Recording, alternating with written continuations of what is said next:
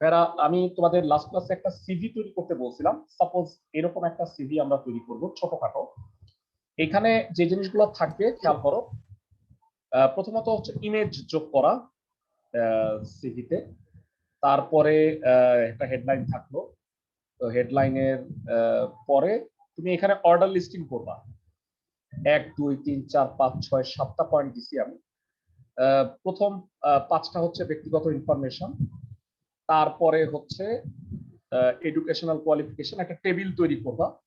আর সিগনেচারের জন্য একটা যে ইনপুট টাইপ টেক্সট এরকম একটা বক্স তৈরি করবা, যেন যেখানে সিগনেচার করা যায়। তো আমরা এই টাইপের একটা কাজ যদি করি তাহলে আমার মনে হয় যে অনেকগুলো জিনিস একসাথে শেখা হয়ে যাবে। সো এইটার আসো আমরা একটা কোড তৈরি করি, তাহলে এক নজরে আমাদের একটা বড় কাজ আমরা শিখে যাব। সো প্রথমত আসো আমরা এটা এটা সিভি হিসেবে সেভ করে নিই। টাইটেল দিলাম সিভি। ওকে, বডিতে প্রথমে কি থাকবে বলো? ইমেজটা থাকবে, তাই না ভেরা? প্রথমেই ইমেজটা থাকবে। আমরা আমাদের ইমেজ ফোল্ডারের ভিতরে নরমালি সিভিতে আমরা পাসপোর্ট সাইজের ছবি দিই, এরকম এই আমার এই পাসপোর্ট সাইজের এই ছবিটা, এটা আমি আমার সিভিতে অ্যাড করব। সো এটা শাহেদ নামে আছে, ইমেজে স্ল্যাশ শাহেদ ডট জেপিজি নামে আছে। নরমালি হাইট আর উইথ কত হয়? Height 200, with 150। এটাই হচ্ছে নরমালি সিভির সাইজ। ক্লাসের সবাই কি বুঝতেছো আমার কথা? Standard size. আর এখানে অ্যালাইন দিবা কোথায়? অ্যালাইন ইকুয়াল টু অবশ্যই রাইট অ্যালাইন হইতে হবে। সবাই কি বুঝতেছো? মানে একদম ডানে রাইট অ্যালাইন যদি দিয়ে রাখি তাহলে ছবিটা একেবারে ডানে সেট হবে। সো এবার আসো আমরা দেখি যে ছবিটা হয়েছে কিনা, এতটুকুই আগে দেখে সেভ। অ্যাকচুয়ালি সেভ অ্যাজ, আমরা যদি cv.html নামে সেভ করি তাহলে আমরা একটা ফাইল পেয়ে যাচ্ছি cv.html। এই যে সিভি তৈরি হয়েছে, যেখানে আমার ইমেজটা রাইট অ্যালাইন থাকবে।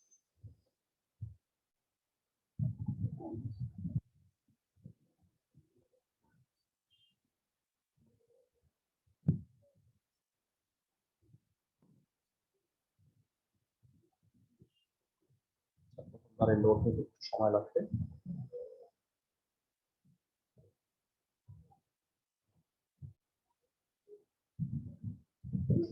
আর আরেকটা ইম্পর্টেন্ট জিনিস, তোমাদের মধ্যে একজন আমাকে, এটা আমি আসলে পড়াইতে ভুলে গেছিলাম, সেটা হচ্ছে সেল স্পেসিং এবং সেল প্যাডিং অ্যাট্রিবিউট। এই জিনিসটা একটু আমাদের পড়াইতে হবে। টেবিলের মধ্যে আমরা এই জিনিসটা একটু পড়ে নিব। আর ভাইয়া লেআউট তোমাদের পড়ার দরকার নেই, হ্যাঁ, লেআউট থেকে কোশ্চেন আসবে না, কোনো টেনশন নাই তোমাদের।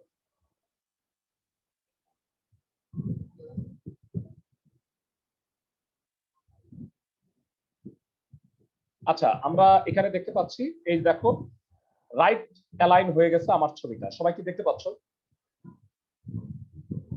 ক্লাসের সবাই? তো সিভিতে আমার এই ছবিটা রাইট অ্যালাইন হয়ে আছে। তো এবারে আমরা বাকি কাজটা করব। এটা মিনিমাইজ করে রাখলাম। এবার কোডটা টাইপ করো। ভেরা, ছবি তো রাইট অ্যালাইন আছে, এবার আমরা সেন্টার ট্যাগ দিব। এখানে একটা হেডলাইন দিব। হেডলাইন হবে প্লাস আন্ডারলাইন হবে, আন্ডারলাইন হবে। আর হেডলাইন নরমালি বোল্ডই থাকে। তো CV of Shahed, centre tag close. Okay, so এবার আমরা দেখতে চাই যে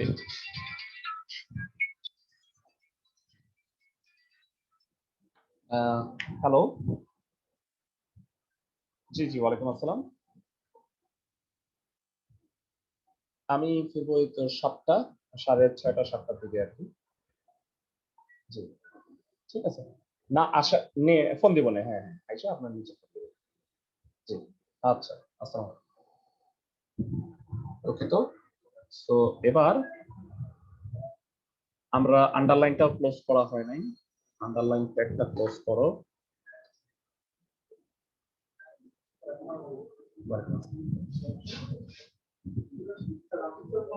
দুই নাম্বার। ওকে, সো এবারে দেখি আমরা যে এইটা কাজ করতেছে কিনা। ওকে, তো সিভি অফ শাহেদ এটা হেডলাইনে আছে, ছবিটা ডানে আছে। এবারে আসো আমরা এরপরে আমরা কি করব, লাইন ব্রেক দেই, 2-3 লাইন। এরপরে করব অর্ডার লিস্টিং, মনে আছে ভেরা? অর্ডার লিস্টিং এর জন্য ওএল টাইপ ইকুয়াল টু কি লিখবা? 1। এবার লিস্ট করো, লিস্ট নেম,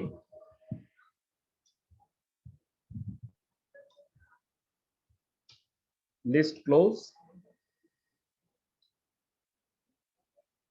সো 1 নম্বরে হলো আমার নাম হলো ফাদার্স নেম, আমি কয়েকটা লিস্ট এমনি করে রাখতেছি ইউজুয়াল, যতটা দ্রুত সম্ভব দেখাই দিচ্ছি তোমাদের।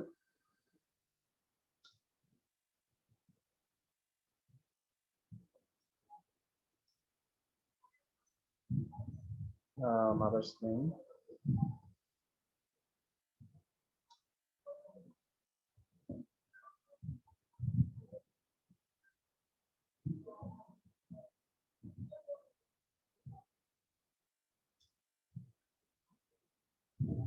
ওকে। সো এবারে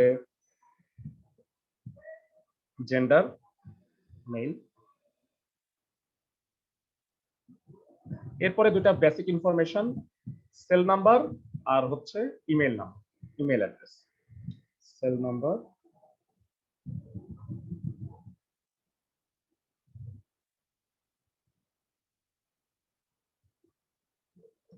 এবং ইমেইল অ্যাড্রেস দিয়ে রাখছি।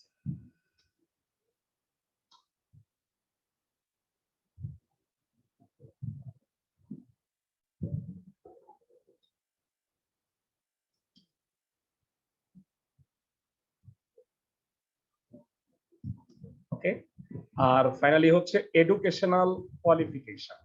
তো এটা আমার একটা টেবিল তৈরি করতে হবে।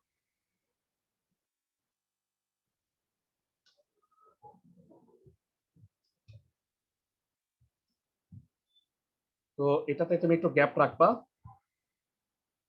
এডুকেশনাল কোয়ালিফিকেশনের পরে 2 লাইন গ্যাপ ব্রেক দাও। আচ্ছা, আমরা আউটপুটটা একটু দেখে নেই, ওয়েল টাইপটা ক্লোজ করে।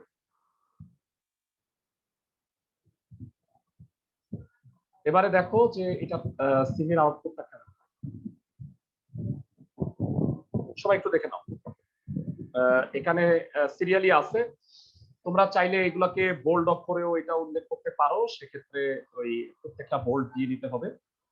তো আমার মনে হয় যে এগুলো বোল্ড থাকলে ভালো, যে এই নেম, তারপরে এই যে এই জিনিসগুলো প্রত্যেকটা ট্যাগ বোল্ড দিয়ে দাও।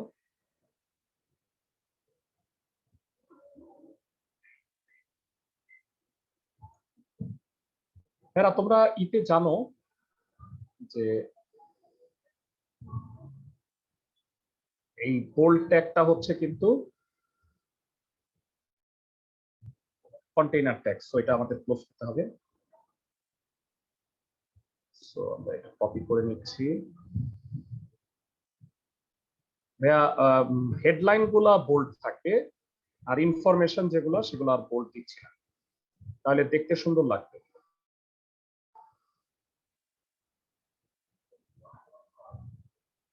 ওকে, তো এটা একটু সেভ করি আমরা, এটা যদি একটু দিই তাহলে দেখতে সুন্দর লাগবে। সবাই কি বুঝতেছো ক্লাসের সবাই? জি ভাইয়া। ওকে, ফাইন। এডুকেশনাল কোয়ালিফিকেশনের জন্য আমরা একটা টেবিল তৈরি করব। তো টেবিলের কোড মনে হয় সবাই জানে, টেবিল বর্ডার। এখানে টেবিল তৈরি করাতে আমি একটু একটা নতুন অ্যাট্রিবিউট তোমাদের শিখাবো, সেটা হচ্ছে সেল স্পেস আর সেল প্যাড। সবাই একটু দেখে নাও।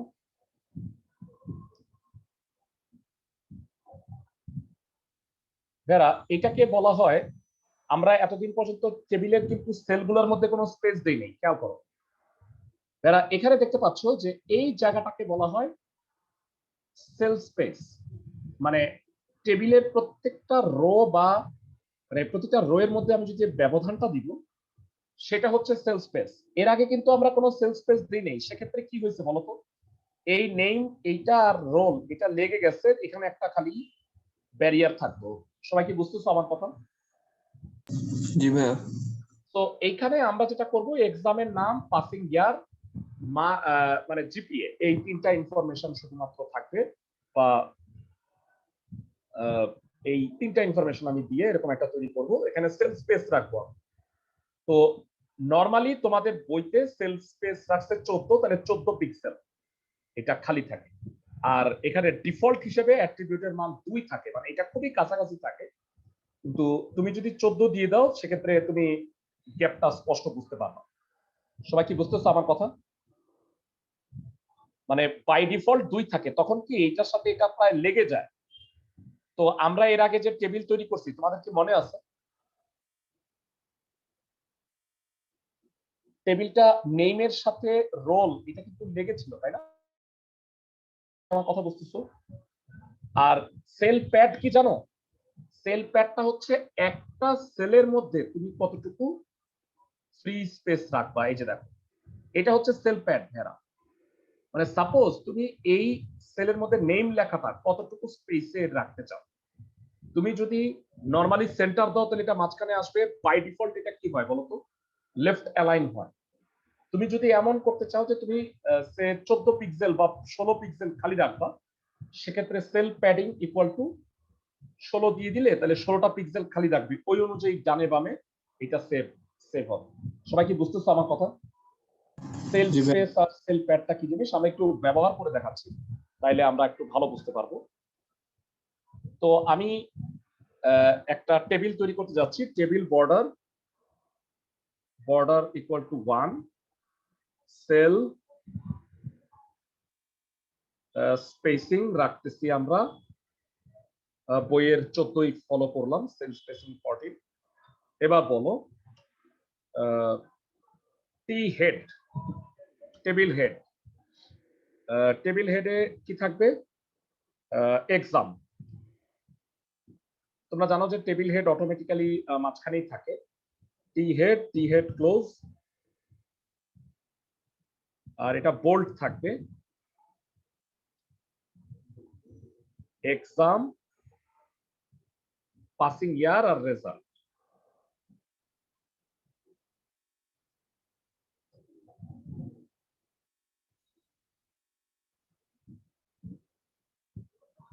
ওকে, তো এটা আমার দুঃখিত, এটা টি টেবিল রো এর মধ্যে দিতে হবে, আমি এটা দিই টি আর, এবং টি আর এর এই টি আর রোটা ক্লোজ করতে হবে। আর টেবিলের ইউজুয়াল হাইট তোমাদের একটা জিনিস শিখাই দিই, যারা পুরা তুমি কিন্তু টেবিলের উইডটাকে পুরা মনিটরের পার্সেন্টেজ হিসেবে প্রকাশ করতে পারো। সাপোজ তুমি দিলা টেবিল উইড হচ্ছে 40%, তাহলে যেটা হবে যে পুরা টেবিল মানে পুরা যে স্ক্রিনটা তুমি দেখতে পাইছো তার 40% জায়গা দূরে টেবিলটা থাকবে। আমি কি বুঝাইতে পারছি সবাইকে? জি ভাইয়া। ওকে, তো টেবিলটা একটা ক্লোজ করলাম, আসো আমরা একটু দেখি আমাদের এটা কেমন হলো, আমরা যেটা করতে চাচ্ছি। ভেরা সবাই একটু খেয়াল করে দেখছো যে 2 নাম্বার তোমরা কি দেখতে পাচ্ছ ভেরা, এটার মাঝখানে গ্যাপ আছে, 14 স্পেস করে করে আছে, এক্সাম, পাসিং ইয়ার, রেজাল্ট। সবাই কি বুঝতেছো? ক্লাসের সবাই? জি ভাই। মানে প্রতিটা জায়গায় সেল স্পেসটা 14 করে আছে এবং সমান। ফাইন, সো এবার আসো আমরা সিরিয়ালি তারপরের ইতে চলে যাই। তো আমরা এবার, ভাইয়া, বলো ভাইয়া। আমার একটু নেট ইস্যু ছিল। এলআই এর ফুল ফর্ম কি? এলআই কোডে লিস্ট মানে মানে অর্ডার লিস্টের মধ্যে, মানে লিস্ট দিচ্ছ, মানে 1 আসবে, পরের লিস্টে 2 আসবে, পরের লিস্টে বুঝতে পারছি। হ্যাঁ, ওএল কি? ওএল অর্ডার লিস্ট, মানে ওকে। যেটার নাম, মানে ধরো যে এবিসিডি বা 1 2 3 4 যেটা অর্ডার আছে ক্রম অনুযায়ী হবে সেটা অর্ডার লিস্ট। আর ইউএল হচ্ছে আনঅর্ডার লিস্ট, ওই যে যেমন গতদিন দেখাইছিলাম না, ডিস্ক টাইপ হতে পারে, সার্কেল টাইপ হতে পারে, স্কোয়ার টাইপ হতে পারে, এখানে কোনো অর্ডার থাকে না। আর OL হচ্ছে অর্ডার লিস্ট। বুঝছো আমার কথা? জি। ওকে, সো পরের এটা আমরা কপি পেস্ট করছি, এক্সাম দিলাম এসএসসি।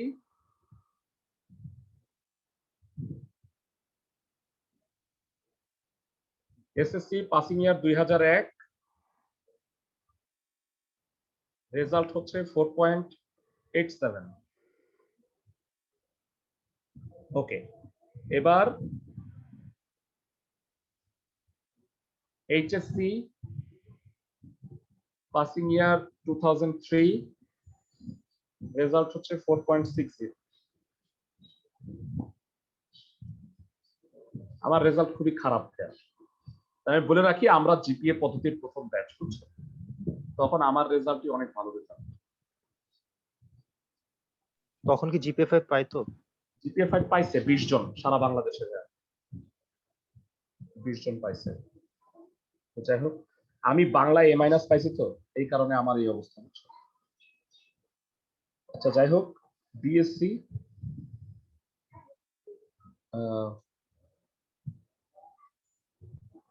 ট্রিপলি পাসিং ইয়ার 2008, জিপিএ হচ্ছে 3.57। সো তিনটাই দিয়ে রাখলাম, যদিও আমি এমবিএ কমপ্লিট করছিলাম, এটা আর দিলাম না। সো এবার আসো আমরা একটু টেবিল এটা দেখি।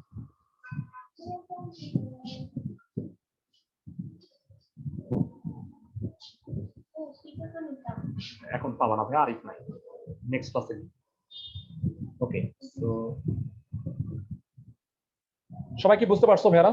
একটু দেখে নাও। মানে এখানে আমরা সেল স্পেস দিছি, এই কারণে প্রত্যেকটা টেবিলের ইসের মধ্যে স্পেস তৈরি হয়েছে।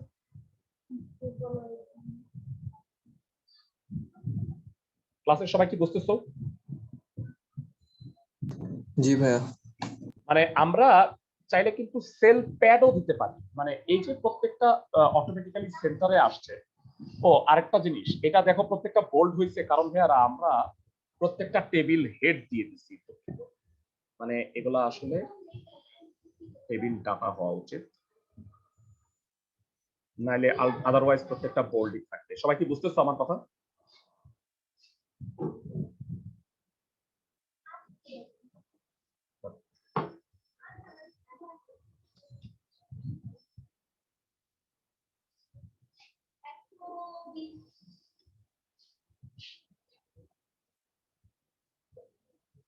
ওকে, আসো চেঞ্জটা আমরা একটু দেখি।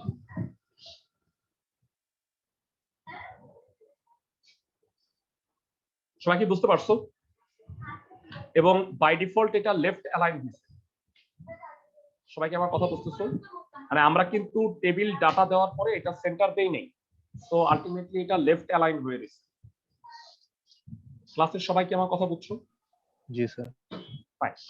সো আমরা লাস্ট যেটা শিখবো সেটা হচ্ছে, আমরা এটা বলে দিয়েছিলাম, দেখো এখানে একটা সিগনেচার থাকবে, আর এখানে আমরা যদি একটা স্পেস, একটা গ্যাপ রাখতে চাই, সেক্ষেত্রে আমরা কি ট্যাগ ইউজ করব? কেউ কি বলতে পারবা? আমরা ফর্মে ইউজ করছিলাম input type equal to text. হ্যাঁ, input type equal to text. So table close হলো লিস্ট,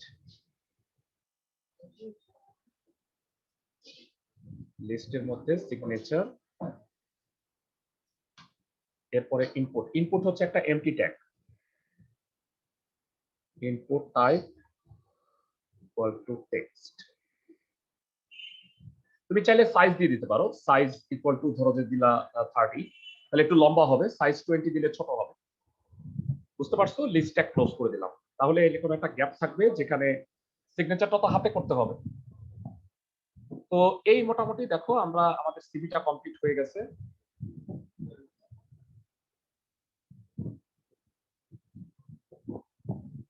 ফাইন, সবাই কি বুঝতেছো? দেখে নাও, একটা লাইন ব্রেক দিলে আমার মনে হয় আরো সুন্দর টেবিলের পরে, তাই না?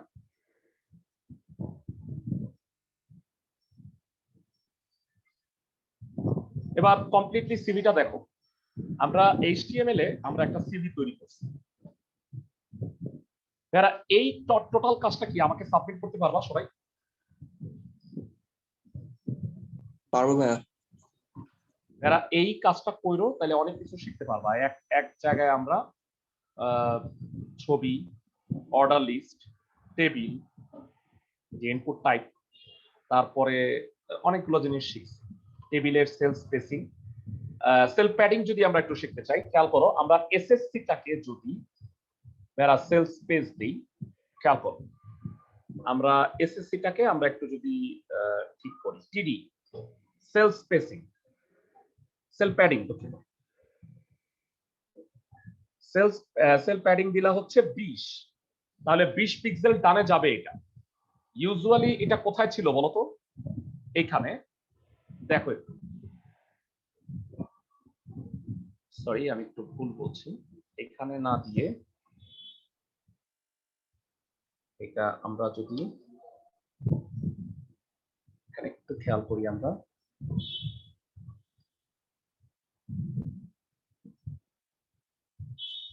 সেল প্যাডিং অ্যাট্রিবিউটটা ইউজ করবা হচ্ছে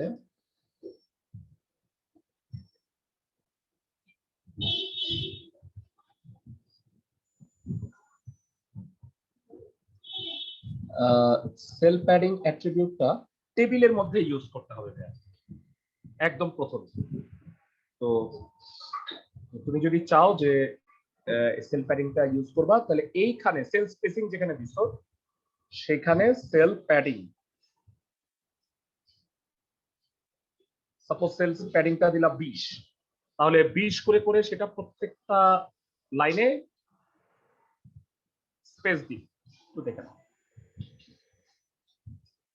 বেরা, এই যে এই জায়গাটা দেখতে পাচ্ছ, এই এতটুকু হচ্ছে সেল স্পেস।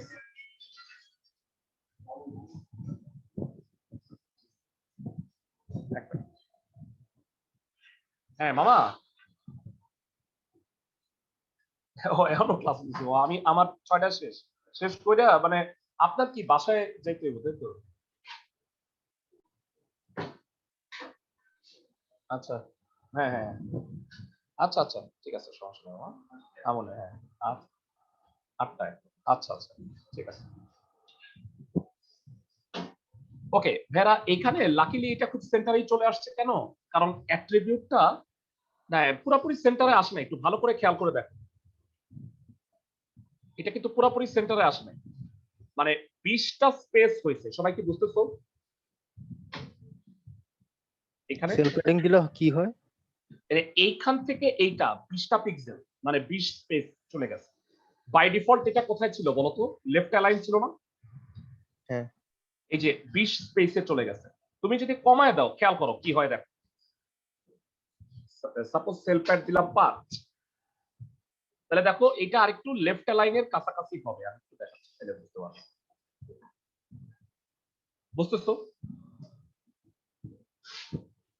দেখো এবার মনে হয় বুঝতে পারবে। মানে এটা লেফট অ্যালাইনের কাছাকাছি হবে। আর যত তুমি সেল প্যাডের মানটা বাড়াবা, সাপোজ এটা দিলাম 30, তাহলে আমি এটা স্ক্রল না করে দেখাই, তাহলে তুমি বুঝতে পারবে।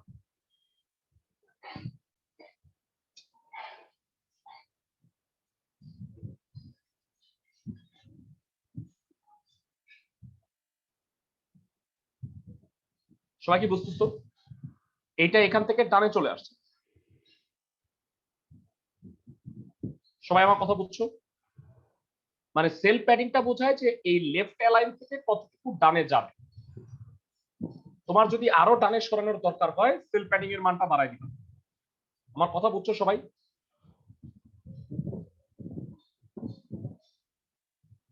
ক্লাসের সবাই? জি ভাইয়া। ফাইন। সো ভেরা, আমরা যেটা বলতেছিলাম যে প্র্যাকটিক্যালি আমরা যে জিনিসগুলো শিখছি, প্রথমত আমরা টেক্সট ফরম্যাটিং শিখলাম, পরবর্তীতে আমরা table, hyperlink, order list, report writing, image and video, এবং ফাইনালি সবগুলাকে ইউজ করে আমরা শিখছি হচ্ছে কিভাবে একটা সিভি ডিজাইন করতে হয়। সো তোমাদের এই কাজগুলো যদি করো প্র্যাকটিক্যালে, মোটামুটি আর কোনো সমস্যা হবে না। তোমরা চ্যাপ্টার 4 এর কিন্তু আমি সিকিউ আর এমসিকিউ সলভ করাবো অলরেডি, সেটা সেকেন্ড ইয়ারের স্টুডেন্টদের আমি করাচ্ছি। তোমাদেরও করাবো। তো তোমাদের হচ্ছে তৃতীয় অধ্যায়ের যখন আমার সিকিউ এমসিকিউ পড়ানো শেষ হবে, তারপরে আমরা চ্যাপ্টার 4 এর এটা চলে আসবো।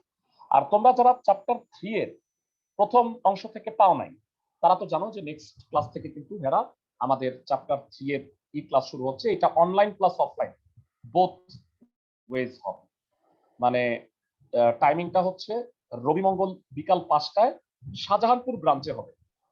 আর তোমাদের যদি ব্রাঞ্চ প্রবলেম হয়, তোমরা অনলাইনে ক্লাসটা করতে পারো। সবাই বুঝতে পারছো আমার কথা? আমরা একটু থিওরিটিক্যাল অংশ বাকি আছে, ওইটা একটু চলে যাচ্ছে। এটা তোমাদের টাস্ক, তোমরা নিজেদের সিভিটা তৈরি করবা। ওকে ভাইরা, লাস্ট ক্লাসে আমরা আইপি অ্যাড্রেস নিয়ে একটু আলাপ করতেছিলাম, তো সেখানে একটু আসি।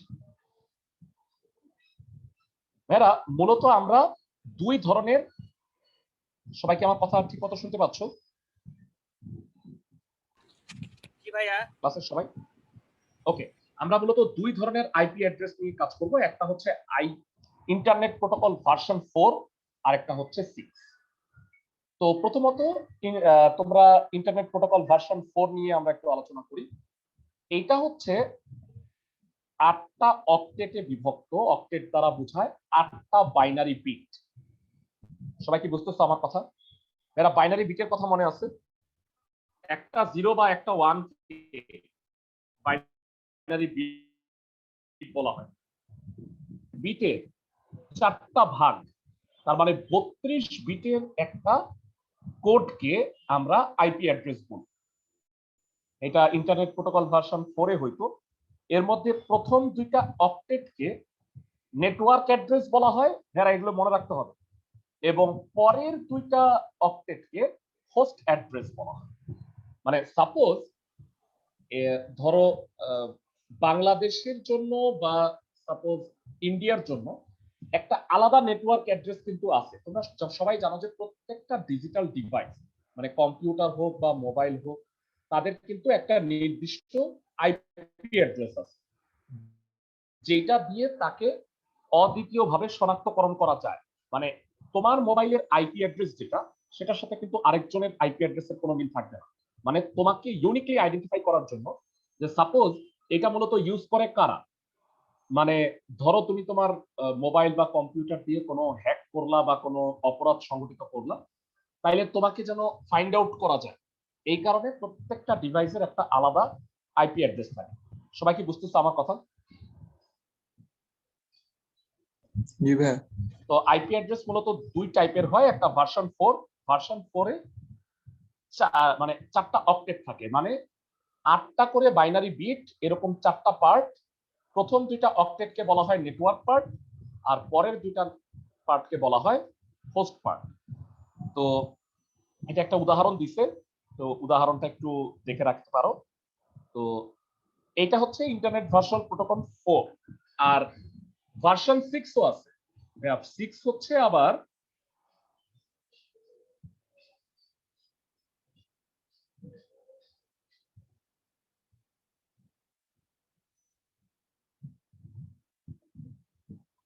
এটাও 4টা পার্টে বিভক্ত। তবে এক্ষেত্রে খেয়াল করো, এক্ষেত্রে আমরা দেখো ভার্সন 6 যেটা বলছে যে এখানে 8টা সেগমেন্ট থাকে। 8টা সেগমেন্টের প্রত্যেকটা আবার 4টা করে করে হেক্সাডেসিমাল ফরম্যাটে থাকে। ভালো করে খেয়াল করো ভেরা, বাইনারিতে কয়টা অঙ্ক আছে বলো তো একটু? তোমরা সবাই বোধহয় জানো বাইনারিতে অঙ্ক আছে কয়টা? দুইটা। কিন্তু হেক্সাডেসিমালে অঙ্ক কয়টা বলো তো? 16টা। 16। তাইলে আমরা সবাই জানি বাইনারির সর্বোচ্চ, মানে আমাকে বলো যে আমি যদি বলি যে 8টা বিটে বাইনারির সবচেয়ে বড় অঙ্ক কত? 8 বিটের বাইনারির সবচেয়ে বড় অঙ্ক হচ্ছে 8টা 1, তাই না ভাইয়ারা? সবাই কি বুঝতেছো? 8 বিটের সবচেয়ে বড় অঙ্ক কি 8টা 1 না? আর সবচেয়ে ছোট অঙ্ক হচ্ছে 8টা 0। আমি কি বুঝাতে পারছি? জি ভাইয়া। আচ্ছা, আর হেক্সাডেসিমালের ক্ষেত্রে 4 ডিজিটে সবচেয়ে ছোট অঙ্ক হচ্ছে 4টা 0। আর বলতো 4 ডিজিটের সবচেয়ে বড় অঙ্ক কত হবে? 4টা F। 4টা F। তো ইন্টারনেট প্রোটোকল ভার্সন 6 এ এরকম 8টা সেগমেন্ট থাকে, যার মধ্যে প্রথম 4টা সেগমেন্টকে আমরা বলি হচ্ছে নেটওয়ার্ক প্রিফিক্স, আর তারপরেটা হচ্ছে ইন্টারফেস আইডি। বর্তমানে ভেড়া 96 সাল থেকে আমাদের কিন্তু ভার্সন 6 চলতেছে, কারণ কম্পিউটার সংখ্যা বা নেটওয়ার্ক ডিভাইসের সংখ্যা এত বেড়ে গেছে যে আসলে ভার্সন 4 এর মাত্র 32 বিটের দিয়ে কিন্তু আমরা সব কম্পিউটারকে বা সব মোবাইল ডিভাইসকে কিন্তু নামকরণ করতে পারতেছিলাম না, আইডেন্টিফাই করতে পারতেছিলাম না। এই কারণে বর্তমানে ইন্টারনেট প্রোটোকল ভার্সন 6 ইউজ হতেছে। তোমরা যেটা করবা ভেড়া, তাতে একবারে দুটা পড়া হয়ে যাবে। সেটা হলো এই চিত্রটা। সবাই কি বুঝতেছো আমার কথা? তো অ্যাড্রেস ফরম্যাট হচ্ছে ইন্টারনেট প্রোটোকল ভার্সন 4 এ হচ্ছে দশমিক ডেসিমাল, আর ভার্সন 6 এ হচ্ছে হেক্সাডেসিমাল। ভেড়া যদিও ভার্সন 4 এ কিন্তু আমরা বাইনারি ইউজ করতাম, কিন্তু নামকরণের সময় সেটাকে ডেসিমাল নামকরণ করা হয়, তাহলে বুঝতে পারবে। ভেড়া এখানে খেয়াল করে দেখো 1 1 তারপরে 6টা 0 আছে। তো এই ভ্যালুটার মান আমি কি বুঝাইতে পারছি? এই বাইনারিটার ডেসিমাল ইকুইভ্যালেন্ট হচ্ছে 192। 10101 তারপরে 3টা 0, এটার বাইনারি ডেসিমাল ইকুইভ্যালেন্ট হচ্ছে 168। সবাই কি আমার কথা বুঝতেছো? জি ভাইয়া। ক্লাসের সবাই? সো ভার্সন 4 ইউজ হইতো, আর এটা হেক্সাডেসিমাল ইউজ হয়। সেগমেন্ট হচ্ছে 4টা ছিল, 4টার মধ্যে দুইটাকে বলা হয় নেটওয়ার্ক পার্ট আর দুইটাকে বলা হয় হোস্ট পার্ট। আর এইখানে ভাগ হচ্ছে 6টা 8টা। 8টার মধ্যে প্রথম 4টা হচ্ছে নেটওয়ার্ক আইডি বা নেটওয়ার্ক প্রিফিক্স, আর পরের 4টা হচ্ছে ইন্টারফেস। ইন্টারফেস আর হোস্ট একই কথা। সো আলটিমেটলি তোমরা একইভাবে বলতে পারো। আর আমরা যদি এইটা একটু হিসাব করি ভেড়া, কেউ কি বলতে পারবা যে 4টা 0 থেকে 4টা F, মানে এখানে ইজিলি তুমি বুঝতে পারো ভেড়া 8টা যদি সেগমেন্ট হয়, আর প্রত্যেকটা ডেসিমাল মানে হেক্সাডেসিমাল বিট এক একটা বাইনারি কত বিটের সমান বলো তো ভাইয়া?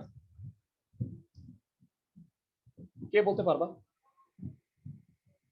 একটা হেক্সাডেসিমাল বিট বাইনারি কয়টার সমান? কে কে বলতে পারবা? এটা আমি পড়াইছি তোমাদের, তোমরা ভুলে গেছো। 16টা 2 টু দি পাওয়ার 4 মানে 16। সবাই কি আমার কথা বুঝতেছো? হেক্সাডেসিমাল সংখ্যার 1 ডিজিট বাইনারি সংখ্যার হচ্ছে 4 বিটের সমান হয়। মনে আছে সবার? কারণ 2 টু দি পাওয়ার 4 এ হচ্ছে 16। আমি কি সবাইকে বোঝাতে পারছি? ক্লাসের সবাই কি আমার কথা শুনতে পাচ্ছ? ওকে, জি ভাইয়া। আরো সহজ ভাবে যদি বুঝাই, যে এখানে সেগমেন্ট আছে 8টা, আর প্রত্যেকটা সেগমেন্টে 8টা করে বিট আছে, 4টা 32 হলো। আর এখানে সেগমেন্ট আছে 8টা, প্রত্যেকটা সেগমেন্টে আছে হচ্ছে 16টা করে বিট। তাহলে 16টা কেমনে হইলো আমি আরো ভালো মতো বুঝাই। এরা 16টা কেন হইলো বলো? একটা হেক্সাডেসিমালে হচ্ছে বাইনারি 4 বিট, তাহলে 4টা করে বিট হইলে হেক্সাডেসিমাল ডিজিট হইলে বাইনারি কি 16 বিট হবে না বেরা? সবাই কি বুঝতেছো? জি ভাইয়া। আর 16 ইন্টু 8 গুণ করলে হয় 128। আমার কথা বুঝছো ক্লাসের সবাই? ওকে, সেগমেন্ট রেঞ্জ ভাইরা, এইখানে টোটাল 8টা বিট যেহেতু আছে, তো হিসাবে হবে হচ্ছে 0 থেকে 2 টু দি পাওয়ার 8 এর আগ পর্যন্ত। তার মানে 2 টু দি পাওয়ার 8 হচ্ছে 256, তাহলে হিসাবটা হবে 0 থেকে 255। ভাইরা 8টা 1 মানে কি কেউ কি বলতে পারবা? 8টা 1 মানে হচ্ছে বাইনারির 8টা 1 মানে হচ্ছে 255। ক্লাসের সবাই কি বুঝতে পারো? বাইনারির 8টা 1 মানে হচ্ছে ডেসিমালের 255, এই কারণে সেগমেন্ট রেঞ্জ হবে 0 থেকে 255, আর এটার সেগমেন্ট রেঞ্জ হচ্ছে 4টা 0 থেকে 4টা এফ। এটা অলরেডি আমি আগেই বলে রাখছি। এবারে আসো সর্বমোট কয়টা আইপি অ্যাড্রেস ইউজ করা যায়। যেহেতু এটা 32টা বিটের, তাহলে 2 টু দি পাওয়ার 32 মানে এত। আর ভাইয়া এইটা মোট কত বিটের বলতো? 128 বিটের। তার মানে 2 টু দি পাওয়ার 128, তার মানে 3.4 ইন্টু 10 টু দি পাওয়ার 38, এতগুলা আইপি ইউজ করা যায়।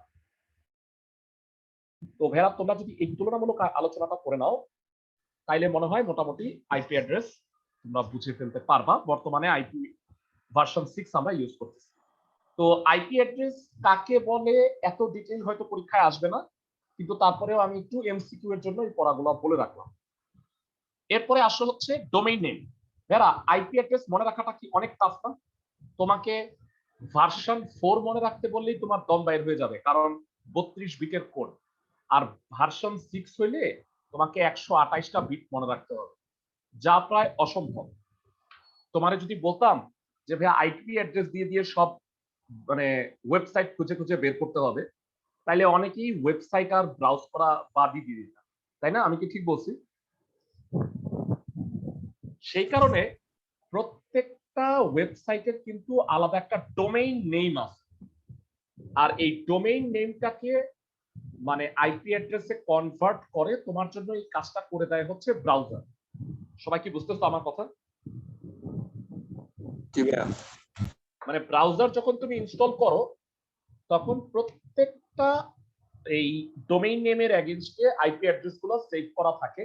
তুমি যখন ডোমেইন নেম দিয়ে সার্চ দাও facebook.com, তখন ব্রাউজার করে কি সেই আইপি অ্যাড্রেসটা খুঁজে বের করে, তাহলে তুমি ওই ওয়েবসাইটটা ব্রাউজ করতে পারো। আমি কি বুঝাইতে পারছি ক্লাসের সবাইকে? তো একটা ডোমেইন নেমের, আমি গতদিন ডোমেইন নেমের পার্টগুলো দেখাইছিলাম তোমাদের, যে ডটের পরে যেটা অংশ থাকে সেটাকে আমরা টপ লেভেল ডোমেইন বলি। তো লাস্ট ক্লাসে আমি তোমাদের একটু দেখাইতে পারি নাই, আজকে একটু বলে নেই। যারা টপ লেভেল ডোমেইন গুলার প্রকারভেদ, এটা একটু এই ছকটা তোমাদের একটু মনে রাখতে হবে। .com হচ্ছে কমার্শিয়াল অর্গানাইজেশনের জন্য ইউজ হয়। যেমন আমি যদি আমার একটা ওয়েবসাইট খুলি, সেক্ষেত্রে টপ লেভেল ডোমেইন .comই দিতে হবে, কারণ আমাদেরটা হচ্ছে কমার্শিয়াল অর্গানাইজেশন। কিন্তু যারা এডুকেশনাল ইনস্টিটিউট, সাপোজ ধরো ঢাকা ইউনিভার্সিটি, বুয়েট, তাদের ক্ষেত্রে কিন্তু এই টিএলডিটা হবে .edu। সবাই কি আমার কথা বুঝতেছো ক্লাসের সবাই? গভর্নমেন্ট প্রতিষ্ঠানের জন্য .gov, আন্তর্জাতিক প্রতিষ্ঠান যেমন ইউনেস্কো, ইউএনডিপি, তারপরে ইউএনএইচসিআর, এদের ক্ষেত্রে .int, এটা ইউজ হবে। সামরিক বাহিনীর ক্ষেত্রে .mil, নেটওয়ার্ক সার্ভিস যারা প্রোভাইড করে তাদের জন্য .net, অলাভজনক প্রতিষ্ঠানের ক্ষেত্রে org, বিজনেস প্রতিষ্ঠানের ক্ষেত্রে .biz, ইনফরমেশন প্রতিষ্ঠান .info, আর একাডেমিক প্রতিষ্ঠান বা শিক্ষা প্রতিষ্ঠানের ক্ষেত্রে .aco ইউজ হয়। এবারে আসো কান্ট্রি ডোমেইন গুলা। যারা আমরা কান্ট্রি ডোমেইনও কিন্তু জানি, বাংলাদেশের ক্ষেত্রে .bd, অনেক সময় কোন কান্ট্রির ওয়েবসাইটটা সেটা বোঝার জন্য আমরা কান্ট্রি ডোমেইন ইউজ করে থাকি। তো ইন্ডিয়ার জন্য .in, এই জিনিসগুলো একটু পড়ে রাখবা। যারা এরপরে আসতেছে দুইটা পার্থক্য, খুবই ইম্পর্টেন্ট দুইটা পার্থক্য। যারা পার্থক্যগুলো তো পরীক্ষায় আসে, আইপি অ্যাড্রেস এবং ইউআরএল এর মধ্যে পার্থক্য। যারা আমাকে বলো, ইউআরএল হচ্ছে একটা কোনো একটা ওয়েবসাইট যেই জায়গায় সংরক্ষিত আছে তার ঠিকানা, আর আইপি অ্যাড্রেস হচ্ছে প্রত্যেকটা কম্পিউটারের একটা নাম। যেমন আমার নাম শাহেদ, শাহেদ নামে তো আরো মানুষ আছে। এখন আমার সবগুলা বৈশিষ্ট্য, শাহেদ 2001 সালে এসএসসি পরীক্ষা দিতে, সবগুলা জিনিসগুলো একত্রে নিয়ে আমি যদি বলি, তাহলে এটা আমার একটা আইপি অ্যাড্রেস। তো কম্পিউটারের আইপি অ্যাড্রেস হচ্ছে তার পূর্ণ নাম, ইন্টারনেট প্রোটোকল অ্যাড্রেস। তো আইপি অ্যাড্রেস ইসে করার জন্য ডোমেইন নেম সার্ভারের প্রয়োজন নাই, কিন্তু ভাইয়া ইউআরএল এর জন্য অবশ্যই ডোমেইন নেম সিস্টেমের প্রয়োজন আছে, তাই না? কারণ ইউআরএল এর মধ্যে কি থাকে, www.facebook.com, তারপরে হয়তো তোমার আইডির জন্য আলাদা একটা এক্সটেনশন আছে, ফাইল পাথ আছে। আইপি অ্যাড্রেসের জন্য আইপি অ্যাড্রেসে একটা নির্দিষ্ট লোকেশনের ঠিকানা, মানে ফেসবুকের ঠিকানাটা হচ্ছে তার আইপি অ্যাড্রেস, আর ইউআরএল হচ্ছে নির্দিষ্ট রিসোর্সের সমন্বিত রূপ। মানে তোমার, মানে সাপোজ ধরো তোমার ফেসবুক আইডি বা তোমার ফেসবুক প্রোফাইলে যে টোটাল ওয়েব পেজে যে জিনিসটা থাকবে সেটা ইউআরএল এর মধ্যে পুরোটা থাকে। আর আইপি অ্যাড্রেস একটা নির্দিষ্ট সংখ্যায় সীমিত, কিন্তু ইউআরএল কোনো নির্দিষ্ট সংখ্যায় সীমিত না। ভেরা, আমরা যখন কোনো একটা ওয়েব পেজে ঢুকি বা ওয়েবসাইটে, তার আইপি অ্যাড্রেস কিন্তু ফিক্স থাকে। কিন্তু ইউআরএল হচ্ছে তুমি একটা ওয়েবসাইটে ঢোকার পরে অজস্র পেজে যেতে পারো না, তখন কিন্তু ফাইল পাথ ডিরেক্টরি চেঞ্জ হবে। সেই অনুযায়ী কিন্তু সাপোজ একটা ওয়েবসাইটে হাজারো পেজ আছে, তো হাজার পেজের জন্য আলাদা আলাদা ইউআরএল থাকবে। এই কারণে এটা সংখ্যায় নির্দিষ্ট বা সীমিত না। তো আইপি অ্যাড্রেস আর ইউআরএল এর মধ্যে পার্থক্য, আরেকটা পার্থক্য আছে, সেটা হচ্ছে আইপি অ্যাড্রেসের সাথে ডোমেইন নেম, এইটা ইম্পর্টেন্ট আরো বেশি। ভেরা, ডোমেইন নেম নিশ্চয়ই বুঝতে পারতেছো, ইউআরএল কিন্তু পুরো অ্যাড্রেসটা, আর ডোমেইন নেম হচ্ছে জাস্ট ভেরা, মানে আমরা সাপোজ facebook.com, www.facebook.com, এটা হচ্ছে ফেসবুকের ডোমেইন নেম। আর ইউআরএল হচ্ছে তুমি একটা পার্টিকুলার মানে পেজের মানে ডোমেইন নেমের সাথে তুমি কিন্তু ফাইল পাথ, ডিরেক্টরি এগুলো অ্যাড করলে তুমি ইউআরএলটা পাচ্ছ।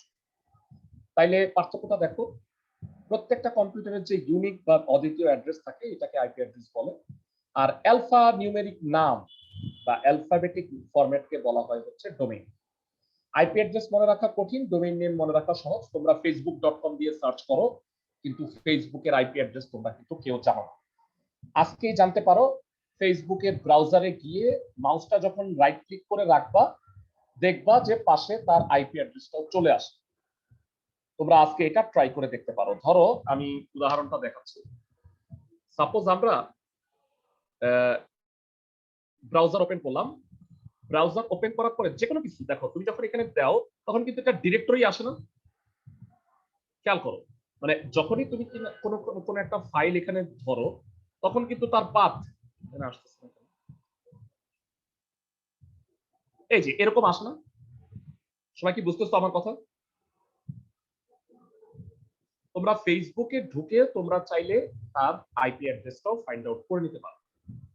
তারপরে এখানে বলছে যে ব্রাউজার আইপি অ্যাড্রেসকে সরাসরি বুঝতে পারে, আর ব্রাউজার হচ্ছে ডোমেইন নেমকে কনভার্ট করে আইপি অ্যাড্রেসে নেয়। আর এরা এই দুইটা ইনস্টিটিউশনের পুরো নামটা একটু এখানে লেখা আছে, একটু আমি বলে দিচ্ছি।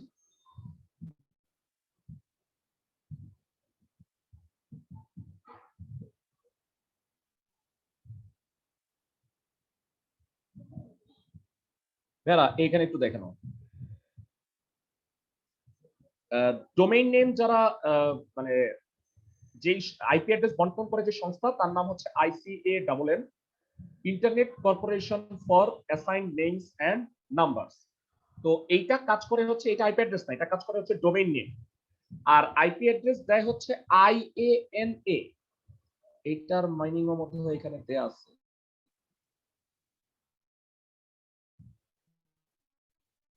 আমি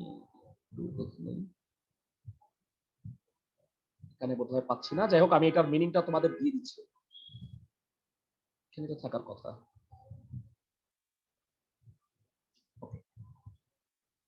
আর এখানে একটা উদাহরণ দেখানো হয়েছে, একটা আইপি অ্যাড্রেসের উদাহরণ দেখানো হয়েছে।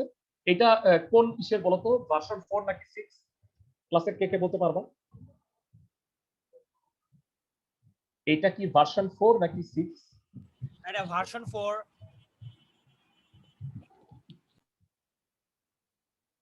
এরা চারটা, ভার্সন 4 কারেক্ট। আর এইটা হচ্ছে এই এই যে আইপি অ্যাড্রেস, তার ডোমেইন নেম anupampublication.com। সবাই কি আমার কথা বুঝছো? মানে এই বইটা অনুপম পাবলিকেশন থেকে ছাপানো, এই কারণে তাদের মানে ডোমেইন নেমটা এখানে উল্লেখ করা হয়েছে। সবাই কি আমার কথা বুঝছো ক্লাসের সবাই? আমরা মনে হয় কাঠামো নিয়ে লাস্ট ক্লাসে আলোচনা করছিলাম, আমি কি ঠিক বলছি?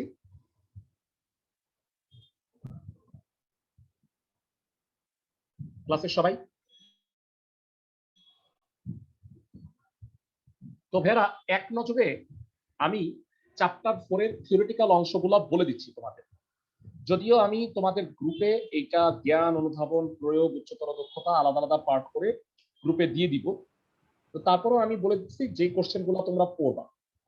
প্রথমত হচ্ছে HTML কি, সুবিধা এবং প্রয়োগ, হাইপারটেক্সট ট্রান্সফার প্রোটোকল HTTP কি এবং এর কাজ কি।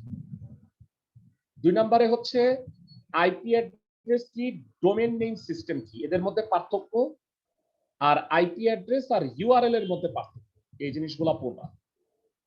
এরপরে বাংলা কোশ্চেন, একটা ওয়েবসাইট খুলতে হলে কি কি ধাপ তোমাকে অনুসরণ করতে হবে। 2 নাম্বার হচ্ছে ওয়েবসাইট সুন্দর করার জন্য কি কি বিষয়ে খেয়াল রাখতে হবে, ওয়েবসাইট পাবলিশ করার জন্য কি কি ধাপ তোমাকে অনুসরণ করতে হবে, আর ওয়েবসাইট সুন্দর করার জন্য কি কি টার্ম বা এই জিনিসগুলো আমি আগেই বলছি। তো এইগুলো মোটামুটি থিওরিটিক্যাল প্রশ্ন আসে। ছোটখাটো কোশ্চেনের মধ্যে আইপি অ্যাড্রেস কি, ডোমেইন নেম সিস্টেম কি, মানে জ্ঞানমূলক কোশ্চেন এগুলো আসে। আর মূলত গ এবং ঘতে প্রয়োগ এবং উচ্চতর দক্ষতায় তোমাকে কিন্তু HTML কোড লিখতে হবে। সবাই কি আমার কথা বুঝতেছো? ক্লাসের সবাই? তো ক্লাস শেষে আমি তোমাদের চ্যাপ্টার 4 এর জ্ঞান, অনুধাবন, কোশ্চেন বা থিওরিটিক্যাল পড়া কি কি পড়বা সেটা দিব, প্লাস আমরা যে সিকিউ আর এমসিকিউ সলভ করব সেই শীটটাও তোমাদের গ্রুপে দিয়ে দিব, টেস্ট পেপারের কোশ্চেনগুলো আর কি। এবং তোমরা জানো যে এই আগামী শুক্রবার কিন্তু তোমাদের চ্যাপ্টার 3 এর দ্বিতীয় অংশের উপরে সিকিউ প্র্যাকটিস আছে। আমাদের হোপফুলি এই শুক্র শনি ক্লাসের পরে পরবর্তী শুক্র শনিবারে আমরা কিন্তু চ্যাপ্টার 4 এর এমসিকিউ আর সিকিউ সলভ করব। তো তোমরা যারা যারা এই ক্লাসগুলো পাইছো শুক্র শনি ব্যাচের সাথে কিন্তু সেটা করে ফেলবে। আর পরশুদিন মঙ্গলবার থেকে আমাদের শুরু হবে আবার পুনরায় চ্যাপ্টার 3, আমরা সংখ্যা পদ্ধতি থেকে স্টার্ট করব। এবং এই ক্লাসটা কিন্তু online plus offline both wedge হবে। সবাই কি আমার কথা বুঝতে পারছো?